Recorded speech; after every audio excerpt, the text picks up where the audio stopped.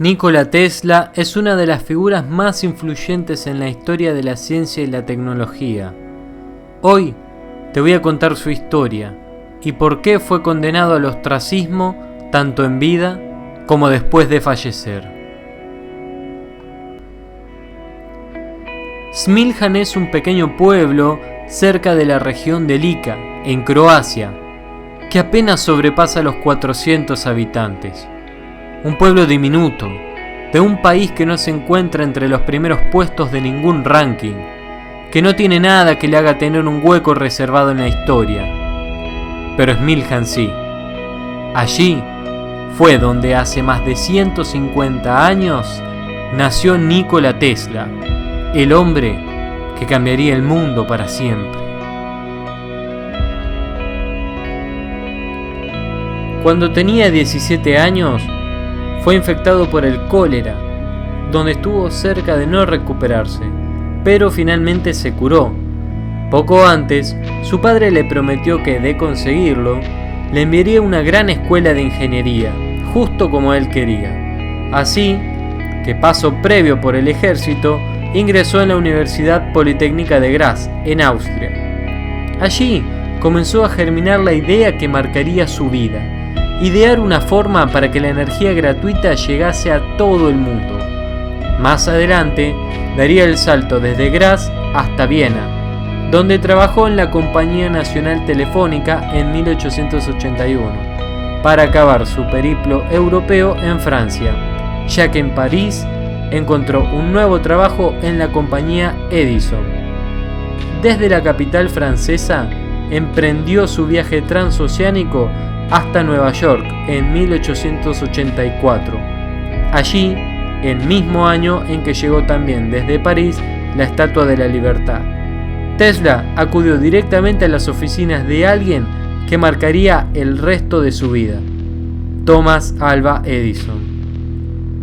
Para él iba dirigida una carta de recomendación de Charles Batchelor, su último jefe en Europa, que decía: «Conozco a dos grandes hombres, y usted es uno de ellos.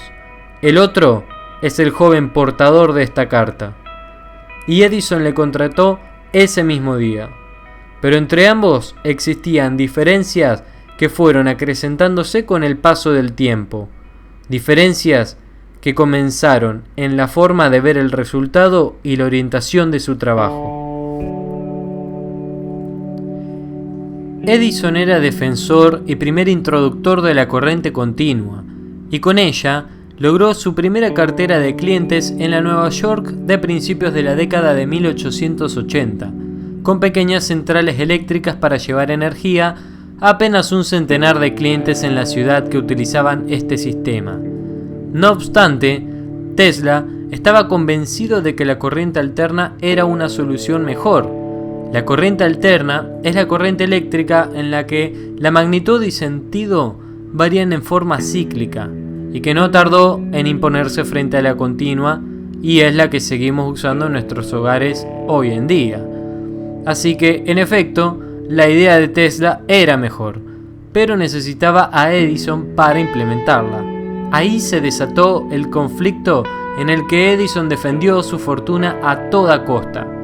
De ninguna forma iba a permitir que un extranjero que acababa de llegar a la ciudad le arrebatase la fama e hiciese peligrar esa suerte de imperio eléctrico que consiguió levantar.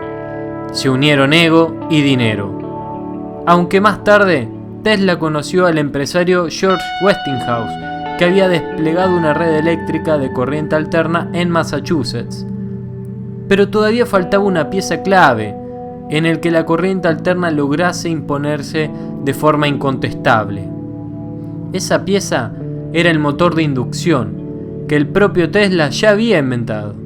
Por sus patentes, Westinghouse le ofreció $5.000 en efectivo y otros $55.000 en acciones, además de $2.5 por cada caballo de potencia que se hubiese generado en la electricidad. Este negocio, en parte por la rápida y altísima escala que tomó la distribución de la energía, no fructificó.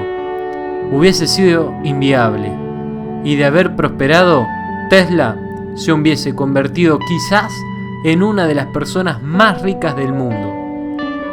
Mientras tanto, Edison, preso de la envidia, no dejó de humillar y ridiculizar a Tesla, desde haciéndole trabajar 18 horas diarias de lunes a domingo, arreglando problemas técnicos, hasta montando espectáculos para desacreditar la corriente alterna. Por ejemplo, aplicando descargas eléctricas a animales o anunciando su uso en la silla eléctrica, inventada unos años antes por Harold Brown, con la intención de atemorizar a la ciudadanía sobre su uso. Lo que no dijo es que Brown fue financiado en secreto por él mismo. Su siguiente proyecto fue crear su propio laboratorio para impulsar uno de sus grandes sueños: la transmisión de energía y noticias sin necesidad de usar alambres. Pero se encontró con dos barreras principales. Por un lado, el sector energético era un monopolio, y como en todo monopolio, sus impulsores se negaban a cualquier cambio si no les iba a suponer un aumento en sus beneficios. Por otro lado, el sector bancario ya había comprado minas de cobre que cubrirían el cableado que cruzaría el país para distribuir energía. Así que Tesla tenía miles de obstáculos principales para extender su mensaje y lograr que sus ideas se materialicen. Tanto las zancadillas que le puso Edison como las barreras de grandes sectores como el energético e incluso de la propia administración. Su único aliado para darse a conocer fue la prensa, quien sí estaba interesada en las frases lapidarias que solía dejar Nikola Tesla en cada entrevista y cada declaración. Poco a poco se fueron materializando sus predicciones y a Tesla, pese a todo, de llegar en algunas pequeñas victorias. Por ejemplo, las de 1893. Aquel año, la Feria Internacional de Chicago tenía la electricidad como, nunca mejor dicho, hilo conductor. ¿Adivinan con qué sistema se decidió iluminarla? Sí, con corriente alterna. Meses después, un comité de expertos debía decidir con qué sistema se iba a aprovechar el potencial hidroeléctrico de las cataratas del Niágara. El contrato fue para la empresa de Westinghouse, que la empresa de Edison fue una de las descartadas. Pese a las dudas de si la creciente industria de Buffalo iba a poder abastecerse con este sistema, la corriente alterna llegó para quedarse.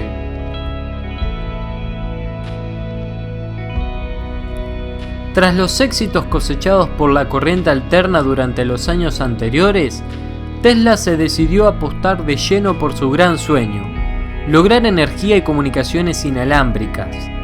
Este proyecto comenzó a materializarse a través de la Torre Wardenclyffe, también conocida como la Torre Tesla, una torre de alta tensión con una antena de 30 metros de altura, cuya finalidad iba a ser permitir a la telefonía comercial transatlántica, impulsar las retransmisiones radiofónicas y demostrar que era posible transmitir energía de forma inalámbrica, sin cables entre emisor y receptor, y además de forma gratuita. Para ello, iba a seguir los mismos principios que con la radio. La Torre Wardenclyffe recibió su nombre de James Warden, un banquero y abogado que le cedió parte de unos terrenos comprados para crear una comunidad llamada Wardenclyffe on Sound, una especie de ciudad de la radio que creía posible gracias a la implantación del sistema inalámbrico mundial de Tesla. Cuando pidió más fondos para continuar investigando, le fueron automáticamente denegados. Había demasiados intereses en juego como para permitir que un inventor casi utópico, que ya había demostrado ser capaz de lograr avances de peso como el de la corriente alterna, se cargara a un sector monopolizado por unas pocas élites. Así que Wardenclyffe se vio obligada al cierre antes de ser totalmente operativa y a demolirse parcialmente en 1917, en plena Primera Guerra Mundial, cuando Tesla ya tenía más de 60 años. En 1943 comenzó la campaña para borrar su nombre de la historia, y atribuir todos sus éxitos a otros, así como centrar su recuerdo en su carácter excéntrico. Por ejemplo, Edison fue proclamado padre de la electricidad y Marconi inventor de la radio, pero ambos, sin Tesla, no hubiesen sido nada. Así fue que a los 86 años en un cuarto de hotel, moría solo, pobre y olvidado, uno de los genios más grandes en la historia de la humanidad.